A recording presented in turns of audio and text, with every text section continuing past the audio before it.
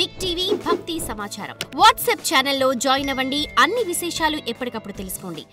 అమరరామం క్షేత్రం అమరారామ ఆలయం గుంటూరు జిల్లాలోని కృష్ణా నది ఒడ్డున ఉంది. ఈ ఆలయంలోని లింగాన్ని ఇంద్రుడు ప్రతిష్ఠించాడు. ఇక్కడ శివుడిని అఘోర రూపంలో పూజిస్తారు. పార్వతీదేవి అవతారమైన బాలచాముండేశ్వరితో పాటు శివుడిని పూజిస్తారు.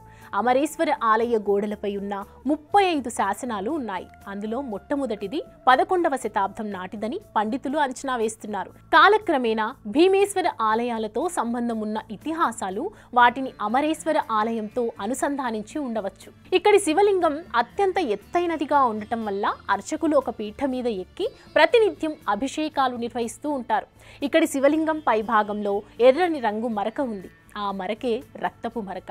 శివలింగం రోజు రోజుకి ఎత్తుగా పెరుగుతూ ఉండటం వల్ల నిలిపేందుకు ఒక మేకును శివలింగం తల మీద కొట్టడం జరిగింది. శివలింగం పై భాగంలో రక్తం మరక ఏర్పడింది. నేటికి ఆ రక్తపు మరక ఉంది. దేవతల గురువు బృహస్పతి ఆదేశం మేరకు అప్పట్లో ఈ శివలింగం చుట్టూ పరివార దేవతలను ప్రతిష్ఠించాడని, అమరుల నివాస ప్రాంతంగా మారిన కారణంగా ఈ ప్రాంతానికి అమరావతి అనే పేరు వచ్చిందని పురాణ కథనాలు వివరిస్తున్నాయి.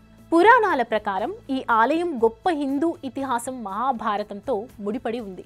పాండవ యువరాజు భీముడు తన వనవాస సమయంలో అమరరామంలో శివలింగాన్ని ప్రతిష్ఠించాడని మరియు కురుక్షేత్ర యుద్ధంలో తన సొంత బంధువులను చంపినందుకు క్షమాపణ కోరుతూ తపస్సు చేశాడని నమ్ముతారు.